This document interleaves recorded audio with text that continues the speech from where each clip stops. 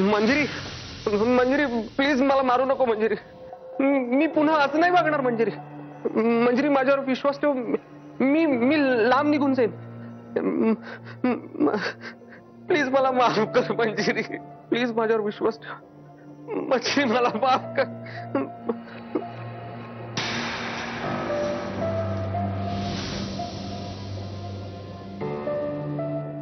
ए मंजिरी मंजिरी मंजिरी मंजिरी.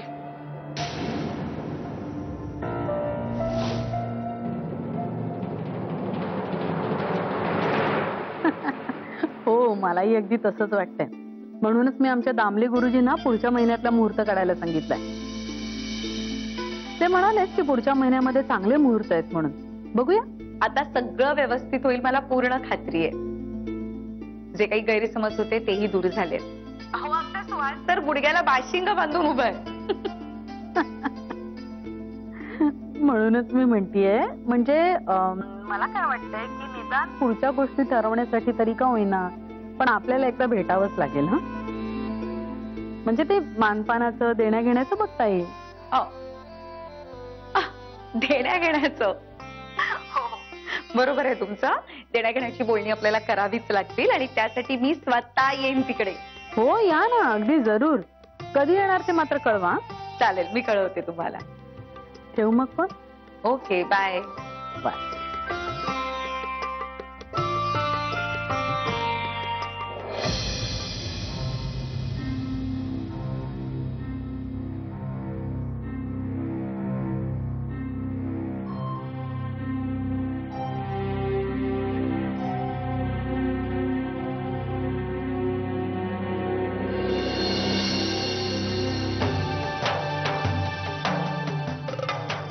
अहो काय आहे मला सांगितलं सुद्धा नाही निघताना. नाश्ता तरी केला की नाही? हो झालाय माझा नाश्ता. काय झालंय? काही कसलं टेन्शन आहे का तुम्हाला? नाही. माझ्यापासून काही लपवू नका प्लीज. तुमच्या चेहऱ्यावर काळजी स्पष्ट दिसते मला. मंजिरी एकदा माझ्या डोळ्यात डोळे घालून सांग. तू कधीच माझा विश्वास मोडणार नाहीस.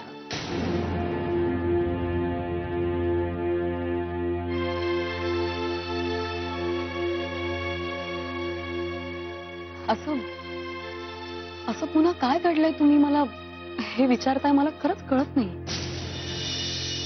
नाही मी तुमचा विश्वास कधीच तोडणार नाही.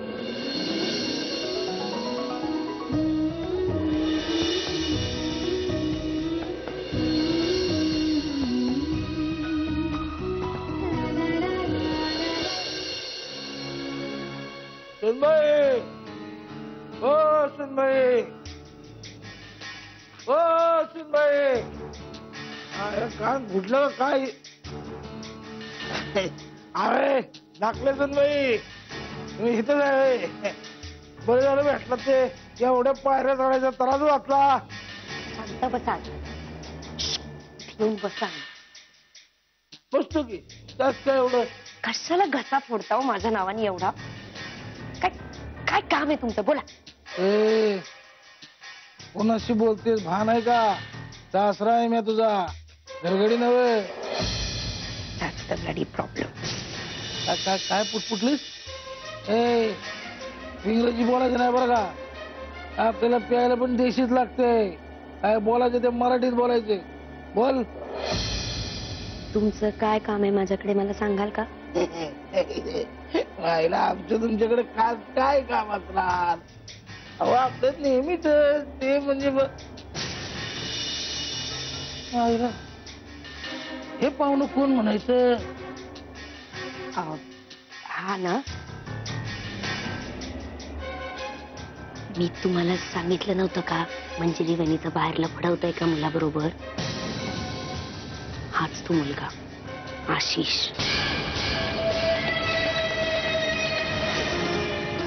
सत्यजित दादांनी घरात आणून ठेवलंय त्याला. सत्यजित ना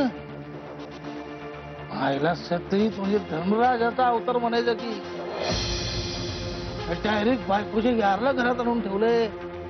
वा वा वा वा वा बायकोने एवढं रंगढंग उधळलं तरी चालतंय आणि स्वतःच्या बापानं जरा कुठं रंग उधळलं तर मायला तांडव घालतोय हो.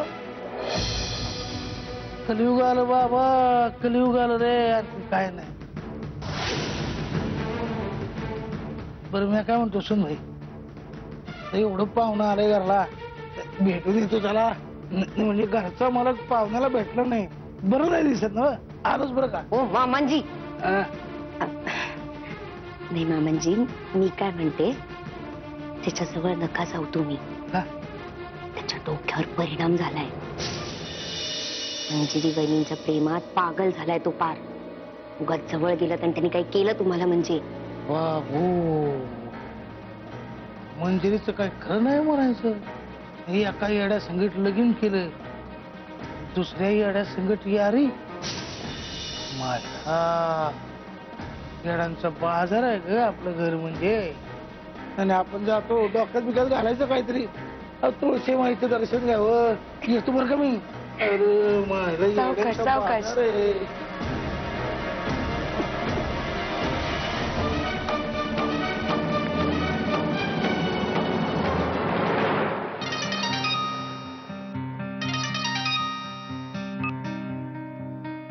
हॅलो.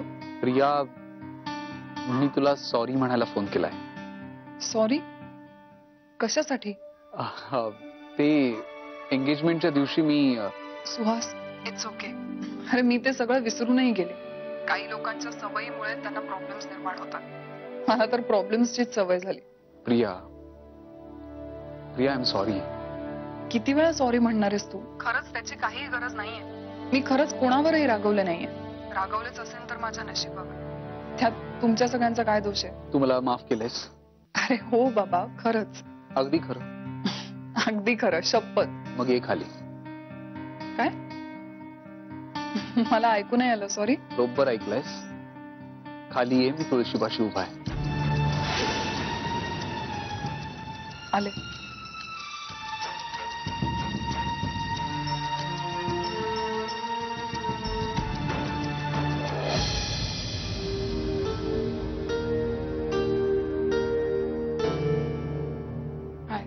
हाय.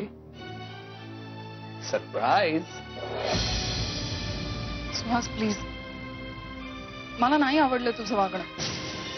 मला एक गोष्ट क्लिअर करू दे, मला सरप्राईजेस नाही आवडत. भीती वाटते मला सरप्राईज या शब्दाची सुद्धा. कारण आयुष्याने प्रत्येक वळणावर मला एक नवीन सरप्राईज दिला. खूप वाईट आणि असंही असं surprise. I am extremely sorry. म्हणजे मला वाटलं की तू खूप खुश होशील. पण मी नाही झाले खुश, कारण मला नाही आवडत हे सगळं. हे बघ सुहास, मला मान्य आहे तू हे सगळं माझ्यावरच्या प्रेमाखातर करतोयस, पण तरी सुद्धा प्लीज असं पुन्हा नको करूस. हे बघ, माझ्या मनात तुझ्याविषयी कुठलीही आडी नाहीये. जे झालं ते सगळं विसरूनही गेले मी, पण प्लीज पुन्हा नको. I am sorry. मी कान धरू का आता? नाही नाही सुहास, प्लीज असं नको करू. मला ना आता खूप गिल्टी वाटतंय. मी खूप रूडली बोलले का? मान्य है ना तुला? मान्य है ना? तो फिर इस गुनाह का हिसाब अभी होगा, इसी वक्त. मोहतरमा, आपका हमारे साथ लॉन्ग ड्राइव पे चलना लाजमी है. आले 5 मिनिटात. अगं अशीच एक नंबर दिसतेस. चल. अरे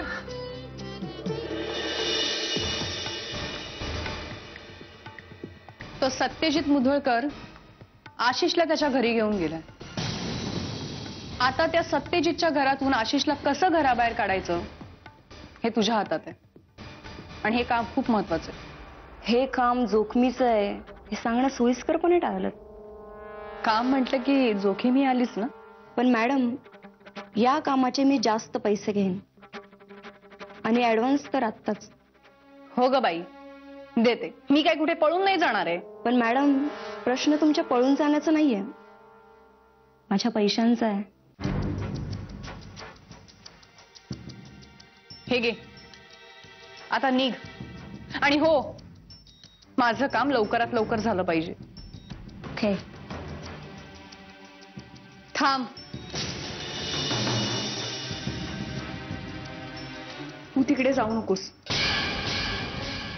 का? बरं झालं माझ्या आत्ताच लक्षात आलं, नाही तर खूप गोंधळ उडाला असता. काय झालं? कारण फक्त सत्यजित मुधोळकरच तुला नैना जाधव समजतो. त्याच्या घरातले बाकीचे सगळे मला नैना जाधव समजतात. आणि त्याच्या घरात लग्न कार्य म्हटल्यावर त्याच्या घरातली सगळी लोक असणार. जर तू तिथे नैना जाधव बनून गेलीस तर खूप मोठा प्रॉब्लेम होईल. मग नैना जाधव नावाच्या खोट्या जाळ्यात आपणच अडकू.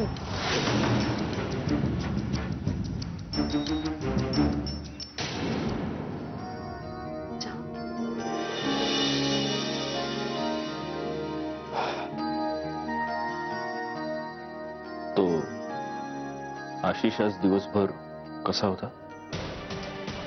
ठीक आहे. दिवसभर एकाच जागी बसून असतो. कुणाशी काही बोलला नाही, काही रिॲक्ट केलं नाही. सकाळपासून शून्यात नजर लावून बसलाय फक्त. बघ ना, त्या नैना जाधवांचा अजूनही काही फोन नाही. खरं तर आज फोन यायला हवा होता त्यांचा. अहो, कुठल्या तरी कामात अडकल्या असतील त्या. करतील फोन.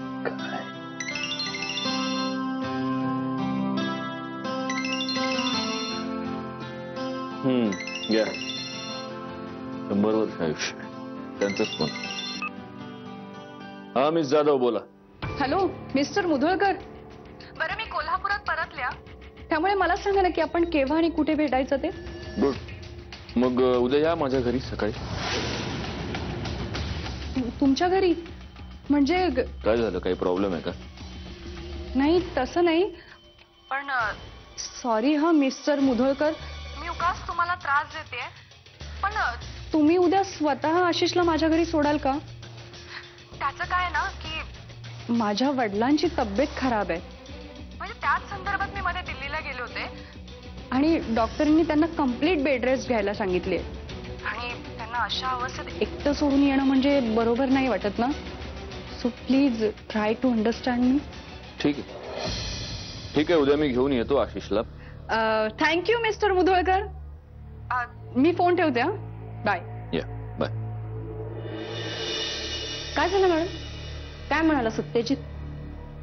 उद्यापासून ऍक्टिंग शिकायला माझ्याकडे येत जा. सत्यजित तयार झालाय. आता आपलं फक्त एकच काम उरलंय. काय?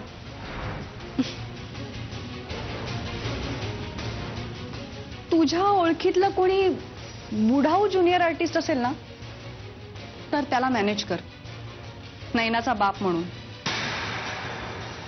तुम्ही अजिबात काळजी करू नका मॅडम, उद्याच त्याला मॅनेज करते.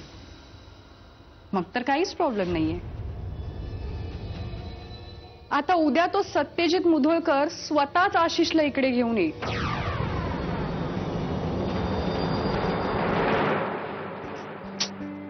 आता उद्या मलाच घेऊन जावं लागणार आहे त्याला. त्यांच्या घरी काहीतरी प्रॉब्लेम झालाय. मग आता एक काम करूया ना, नाहीतरी तुला डॉक्टरकडे घेऊन जायचंच आहे मला. मग त्यावेळेला आपण दोघंही जाऊ.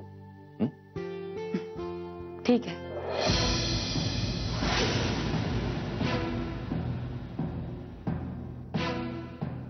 हा चहा मी गरम करून आणते.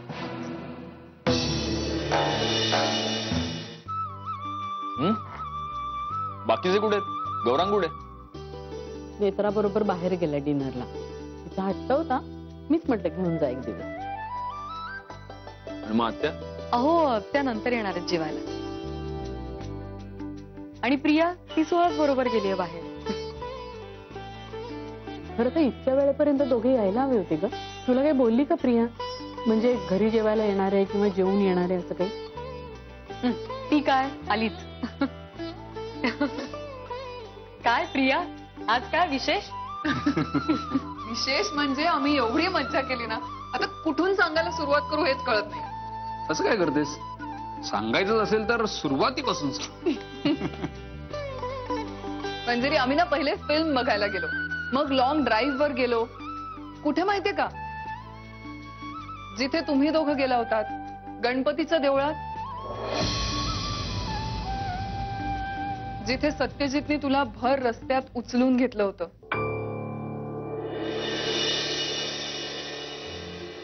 आठवतंय का? आम्ही सुद्धा तिथेच गेलो होतो. वा, धमाल केलीच म्हणजे. पण सुहासनी मला उचलून नाही घेतलं, त्यांनी काहीतरी वेगळाच वेडेपणा केला. तुझा भाऊ ना एक नंबरचा वेडा आहे मंजिरी. काय? ए, होणारा नवरा आहे मी तुझा, विसरलीस की काय? सुहास, गप्प बस. ते तिलाही माहिती आणि आम्हाला सगळ्यांना माहिती. हा, तू काय सांगत होतीस? बघा काय पण बहिणाबाई उतावीळ झाल्या आहेत भावाचं कौतुक ऐकायला. बघतेस ना मावशी? हा भाऊजी. प्रिया, तू त्याच्याकडे अजिबात लक्ष देऊ नकोस.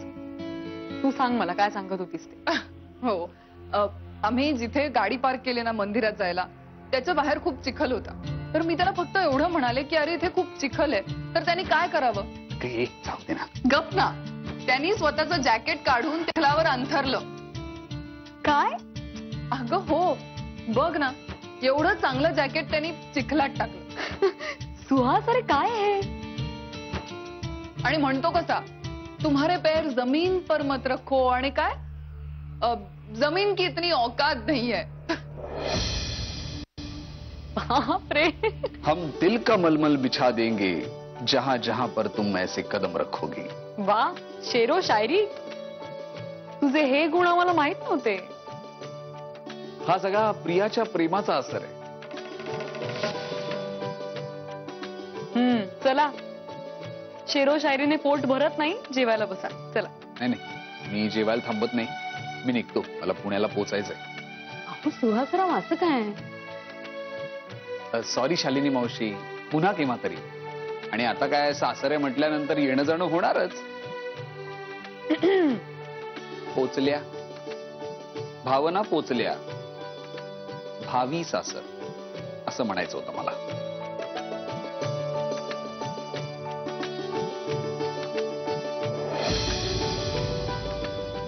बाय प्रिया. येतो भाऊजी.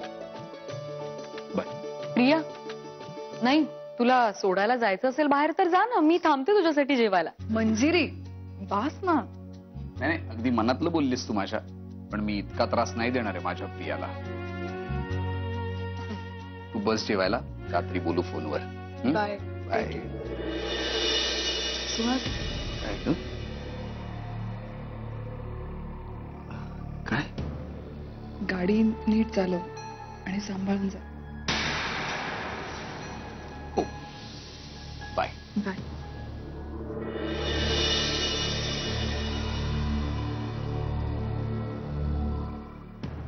मग प्रिया मॅडम, जेवणार की पोट भरलंय?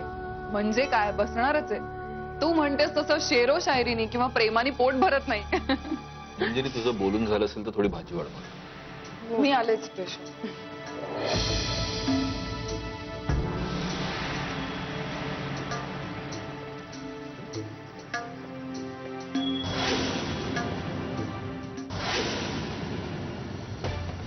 तुम्हारे पैर जमीन पर मत रखो, आणि काय, जमीन की इतनी औकात नहीं है. हम दिल का मलमल बिछा देंगे जहां जहां पर तुम ऐसे कदम रखोगे.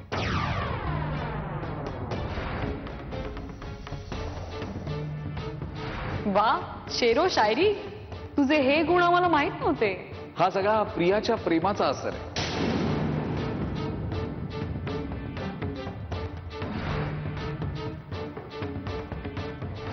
बाय. सुहास, काय ग? काय? गाडी नीट चालव आणि सांभाळून जा. हो, बाय. प्रिया मॅडम, जेवणार की पोट भरलंय? म्हणजे काय, बसणारच आहे. तू म्हणतेस तसं शेरो शायरीनी किंवा प्रेमाने पोट भरत नाही. मंजिरी तुझं बोलून झालं असेल तर थोडी भाजी वाढ.